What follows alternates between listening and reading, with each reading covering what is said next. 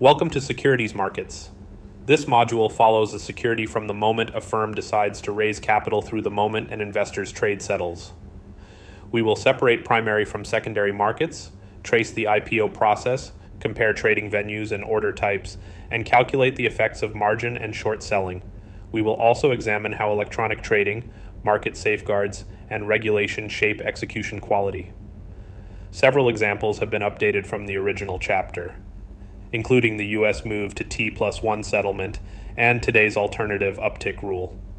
A few market stories and a little humor are included because market plumbing is easier to remember when it behaves badly. A company announces an initial public offering and rings the opening bell. At the same time, an investor opens a brokerage app and taps buy. Those two visible moments sit at opposite ends of a much larger system. The issuer must prepare disclosures, choose an offering route, and price the security. The investor's order must travel through a broker, an order router, a trading venue, clearing, and settlement. The bell is ceremonial. The plumbing is operational. Our central question is simple. How does the market move from a financing need to a completed, legally settled trade? By the end of this module, you should be able to do 5 things.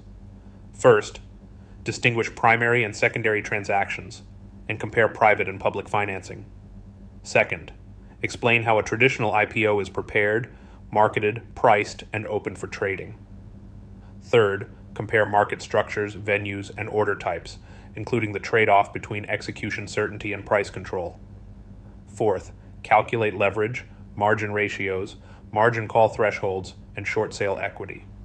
Fifth, explain how regulators, risk controls, and market-wide safeguards support fair and resilient trading. The goal is not to memorize a list of acronyms. It is to understand the sequence of decisions and risks. The chapter is organized around 5 connected questions. How are securities issued? How are orders matched and completed? How has technology changed trading? What happens when investors borrow or sell short? And what rules help the system remain fair and resilient? These are not separate topics. Issuance determines what can trade. Market design determines how prices are formed. Technology changes speed and operational risk. Leverage changes the consequences of price movements. Regulation responds to the conflicts and failures created by the entire chain. Use this map to place each new concept in context. Primary and secondary markets answer different questions. In the primary market, an issuer creates and sells a new security. The issuer receives the proceeds and can use them for investment, operations, acquisitions, or refinancing. In the secondary market, investors trade securities that already exist. The cash generally goes to the selling investor, not to the issuer. Secondary markets still matter to issuers because liquidity and visible prices can reduce the cost of raising new capital later. A simple memory device is this. Primary creates the claim. Secondary changes who owns it. Companies can raise capital without following one single path.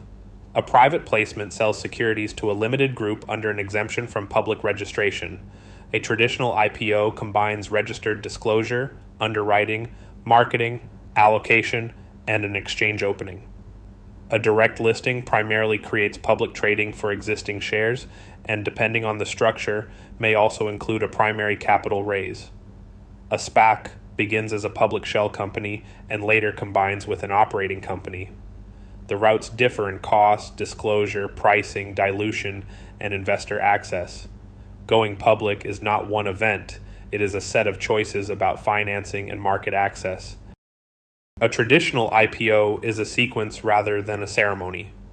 The company first prepares its governance, financial statements, and internal controls.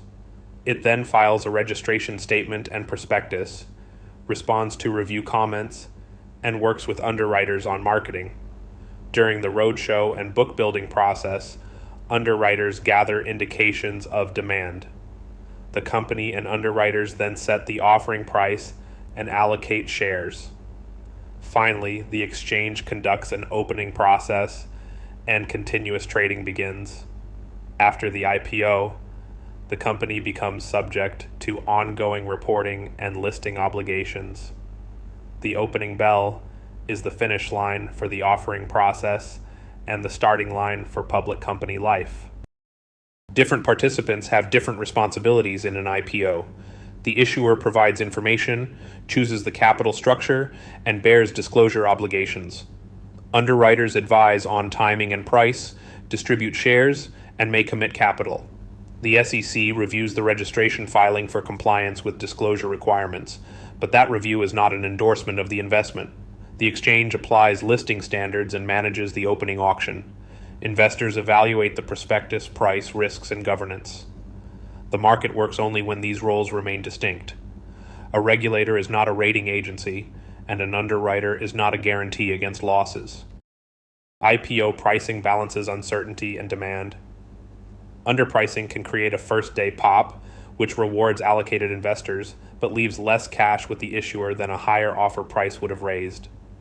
Firms and underwriters may accept some underpricing to reduce the risk of an unsuccessful deal, learn from investor demand, and support distribution, but pricing is only half the job. During Facebook's 2012 IPO, NASDAQ system problems left more than 30,000 orders stuck for more than 2 hours. The opening bell rang on time. Some orders apparently decided to take a long coffee break. The lesson is that market design and operational readiness matter as much as valuation. A seasoned public company may want flexibility rather than a single immediate offering. Shelf registration allows eligible issuers to register securities for delayed or continuous sale, then complete a specific takedown when financing needs and market conditions align. A company might issue debt after rates improve, sell equity in a follow-on offering, or use an at-the-market program to sell shares over time. The economic advantage is readiness. Documentation can be prepared before the exact funding date.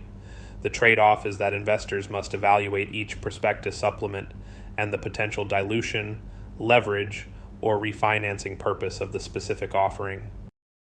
Apply the issuance framework to 3 cases. A young software company wants a small amount of capital and is not ready for quarterly public reporting. A private placement or venture round may fit. A mature public utility expects to issue bonds several times as projects are approved. A shelf registration may provide flexibility. A large private company wants broad public ownership, fresh capital, and an exchange listing. A traditional IPO may fit, although other routes should still be compared. The correct answer is not the route with the most headlines. It is the route whose disclosure, cost, timing, governance, and investor access features match the issuer's objective. A trading market must do more than display a last price. It must help buyers and sellers find one another, convert information into prices, provide enough liquidity for positions to change hands, and complete trades at reasonable cost. It must also remain resilient when volume or volatility rises. These goals can conflict. More transparency may reveal useful information, but expose a large order.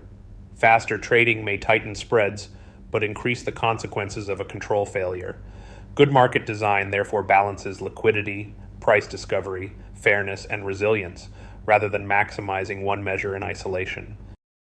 The textbook categories are still useful, although modern markets often blend them. In a direct search market, participants locate one another. In a brokered market, an intermediary searches for a counterparty. In a dealer market, a dealer stands ready to buy or sell from inventory. In an auction or order book market, many orders compete under shared rules. Today's equity market combines electronic order books, market makers, brokers, wholesalers, and alternative trading systems. The important question is not which label is perfect. It is who supplies immediacy, who bears inventory risk, how prices are displayed, and which rules determine priority. A trade passes through several layers. The investor sends an order to a broker. The broker validates the account and routes the order to one or more venues. A venue matches the order against available interest. The trade is then reported, cleared, and ultimately settled, with securities delivered against payment. For most U.S. broker-dealer transactions in stocks and many other securities, the standard settlement cycle moved to T+1 in May 2024. That means a Monday trade generally settles on Tuesday, assuming no market holiday. Execution happens in milliseconds. Legal completion still requires the post-trade system. The bid is the highest displayed price at which a buyer is willing to buy. The ask is the lowest displayed price at which a seller is willing to sell. The difference is the bid-ask spread. Depth tells us how many shares are available at each price. A tight spread and deep book usually indicate stronger liquidity, but liquidity can change quickly. A large order may consume the best quote and execute at progressively worse prices. This is why the last trade is not a promise. It is simply the price of the most recent match, not a guarantee about the next one. A market order emphasizes execution. It instructs the broker to trade immediately at the best available prices, but it does not guarantee one specific price. A limit order emphasizes price control. A buy limit can execute only at the limit price or lower. A sell limit only at the limit price or higher. The trade-off is straightforward. A market order says, get me in or out. A limit order says, get me in or out only if the price behaves. In a fast or thin market, that difference can be material. Investors should choose the order based on liquidity, urgency, and the cost of non-execution. Stop orders at a trigger. A sell stop is placed below the current market and becomes a market order when the stop price is reached. The trigger price is not a guaranteed execution price, so a gap or fast decline can produce a much worse fill. A stop limit order becomes a limit order instead. That protects the limit price but creates the risk that the order never executes. These orders can be useful, but their names sometimes sound more protective than their mechanics. The investor must decide which risk matters more, an unexpected price or no execution at all. Consider a market buy for 400 shares. The best ask offers 100 shares at $50.02. The next ask offers 500 shares at $50.05. The order fills 100 shares at the first level and 300 at the second. The volume-weighted average price is about $50.04, not the best displayed ask. A buy limit of $50.03 would fill only the first 100 shares and leave the remainder unexecuted. This example shows market impact, slippage, and the execution versus price trade-off in one small order book. Orders can reach several types of venues. Exchanges display quotes and operate regulated order books. Market makers and wholesalers may execute customer flow against their own trading interest or route it elsewhere. Alternative trading systems, including dark pools, can match orders without publicly displaying their quotations. Brokers may also internalize orders. Different venues can offer different prices, liquidity, information leakage, and execution probabilities. The investor normally sees one order ticket, but the broker's routing and execution quality obligations sit behind it. The key metric is not the venue's brand, it is the quality of the completed execution. Electronic trading developed through several structural changes. Fixed commission rates on exchange trades ended in 1975, increasing price competition among brokers. Quotation increments moved from fractions toward decimals, which generally allowed narrower spreads. Electronic communication networks expanded direct electronic matching. Regulation NMS linked protected quotations across venues and formalized routing obligations. Mobile access and algorithmic execution then brought professional-style tools to a much larger audience. In 2024, the post-trade system shortened to T+1 settlement. The timeline shows that market structure changes through rules, technology, and competition together. Algorithms can divide large orders, search across venues, quote continuously, and react faster than a human trader. These tools can lower transaction costs and improve liquidity when they are well designed. High-frequency strategies use speed and repeated small opportunities, often with very short holding periods. The risks are also technological. Coding errors, stale data, feedback loops, and overloaded systems can transmit mistakes at machine speed. The useful distinction is not humans good and computers bad. It is controlled automation versus uncontrolled automation. Fast execution is valuable only when pre-trade limits, testing, monitoring, and kill switches are equally fast. Knight Capital provides a memorable example of operational risk. In August 2012, a faulty software deployment caused its router to send more than 4 million orders while trying to fill only 212 customer orders. In 45 minutes, the firm traded nearly 400 million shares, accumulated unwanted positions, and lost more than $460 million. The code did not take a coffee break. The risk controls effectively did. The lesson is not that algorithms should be avoided. It is that deployment discipline, automated limits, alerts, and rapid shutdown procedures are part of market risk management. Market safeguards are designed to slow a disorderly feedback loop without eliminating normal price movement. Limit up limit. Down keeps trades in individual listed securities within dynamic price bands and can trigger a pause. Market-wide circuit breakers halt broad trading after sufficiently large market declines. Broker-dealers and venues also use pre-trade credit limits, erroneous order controls, and kill switches. The 2010 flash crash showed why these tools matter. Major indexes fell an additional 5 to 6% within minutes and then rebounded sharply. A pause cannot determine fair value, but it can give participants and systems time to regroup. Global trading is close to continuous because major markets open in different time zones, but it is not one unified 24-hour order book. Investors gain foreign exposure through local shares, cross-listings, depository receipts, funds, and derivatives. Extended hour sessions add more trading time, yet they often have lower volume, wider spreads, greater price volatility, and less complete consolidated information than regular hours. The practical lesson is that access and liquidity are not the same thing. A market can be open while the price of immediacy is unusually high. Trading costs include more than the commission shown on a statement. Explicit costs may include commissions, regulatory fees, taxes, and financing charges. Implicit costs include the bid-ask spread, market impact, delay, and the opportunity cost of an order that never executes. A zero commission trade can still cross a spread or move the market. In other words, trading costs have not retired. Some of them simply changed clothes. Investors should compare total execution cost with the value of the decision. A good idea can become a poor trade if it is implemented repeatedly, urgently, or in an illiquid security. Buying on margin means using broker credit to finance part of a security purchase. The investor contributes equity and the broker supplies a loan secured by the account. Under Regulation T, the maximum initial loan value of margin stock is generally 50%, although securities and account types can differ. Margin magnifies both gains and losses because the price change is measured against the investor's smaller equity contribution. Interest expense further reduces the return. Margin is therefore not a source of free return. It is a balance sheet decision that changes the path and speed at which losses can force action. Suppose an investor buys 1,000 shares at $70. The position is worth $70,000. With a 50% initial margin, the investor contributes $35,000 and borrows $35,000. If the stock rises 10% to $77, the position gains $7,000. Relative to the investor's original equity, that is a 20% gain before interest and costs. If the stock falls 10% to $63, the investor loses $7,000 or 20% of initial equity. The stock moved 10% in either direction. The investor's equity moved twice as much. That is leverage. Now assume the broker requires a 30% maintenance margin for this example. The margin ratio equals market value minus the loan divided by market value.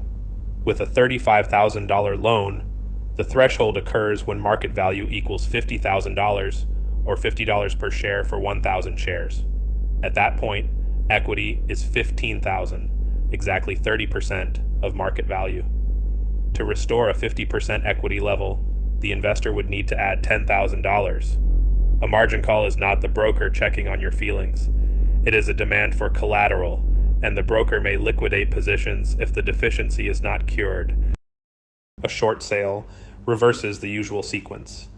The investor borrows shares, sells them, keeps the proceeds in a restricted margin account, later buys shares to cover, and returns them to the lender. The short seller must meet margin rules, pay any dividends or distributions owed to the share lender, and may pay a stock borrow fee. Shares can also be recalled. A short position can contribute to price discovery and hedging, but the mechanics create funding and timing risk. The trade is not complete when the shares are sold. It is complete only after the position is covered and the borrowed shares are returned. A long stock position can lose at most the amount invested if the price falls to zero. A short position has a limited maximum gross profit because a stock cannot fall below zero, but its potential loss is theoretically unlimited because the price can keep rising. The GameStop episode in early 2021 made crowded short risk visible to a broad audience. SEC staff documented how short interest, options activity, social media, and intense retail participation interacted during an extraordinary period. A crowded exit remains crowded even when everyone brought a trading app. Short analysis must include borrowing cost, liquidity, position size, and the possibility of a rapid squeeze. Consider a short sale of 100 shares at $60. The $6,000 sale proceeds remain in the account, and the investor deposits $3,000 of margin, creating a $9,000 account credit. Assume a 30% maintenance requirement. Short equity equals the account credit minus the current market value of the borrowed shares. A call occurs when 9,000 minus market value equals 30% of market value. Solving gives a market value of about $6,923, or a stock price of about $69.23. Rising prices reduce short equity and can force a cover at the worst time. Short selling today is governed by more than the old uptick rule story in the source deck.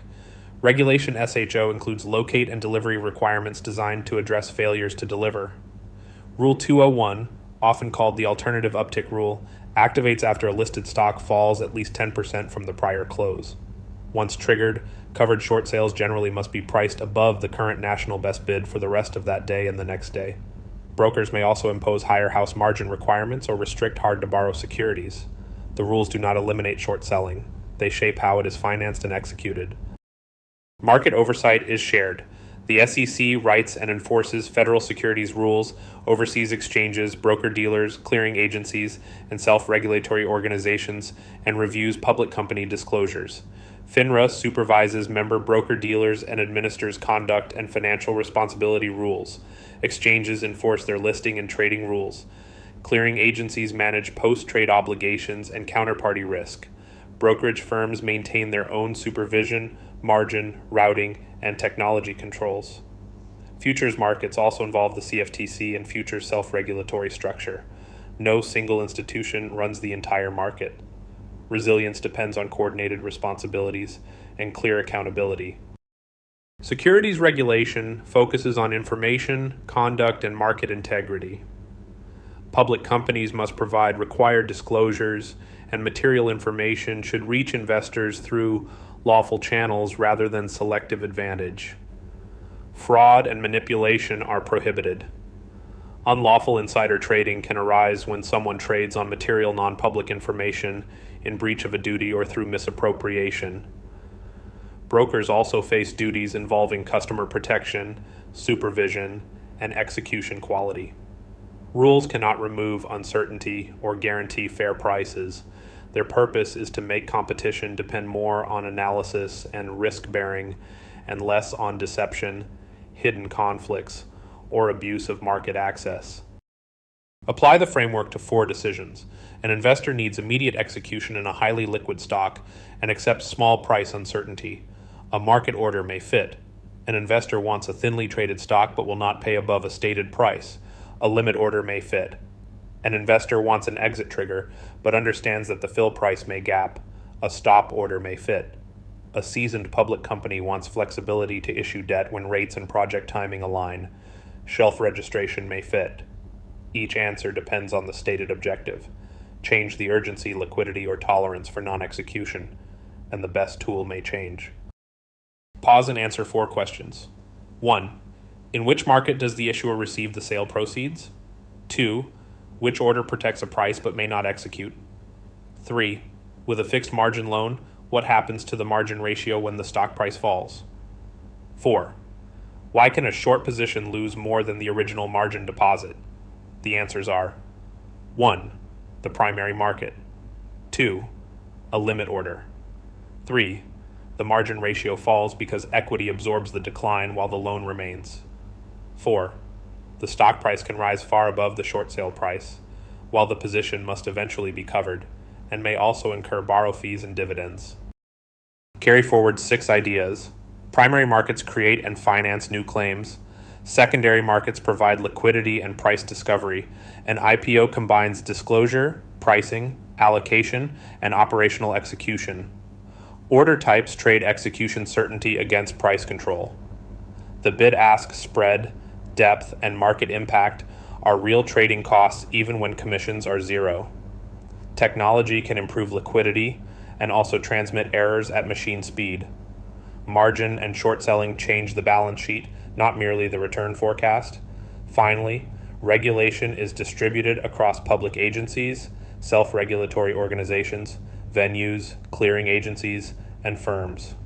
A completed trade is the product of the whole system. You have completed the securities markets module. The next chapter moves from individual securities and trading mechanisms to pooled investment vehicles such as mutual funds and exchange-traded funds. This redesigned deck paraphrases and reorganizes the original Chapter 3 concepts while updating settlement, short sale rules, electronic market safeguards, and market examples. The speaker notes contain a complete narration script. Use the included 11 Labs kit to generate one MP3 per slide with your personal voice. Review the market anecdotes for the tone you prefer, and then upload the packaged audio for final PowerPoint and video production. Provide the transcript and captions with the video in the learning management system.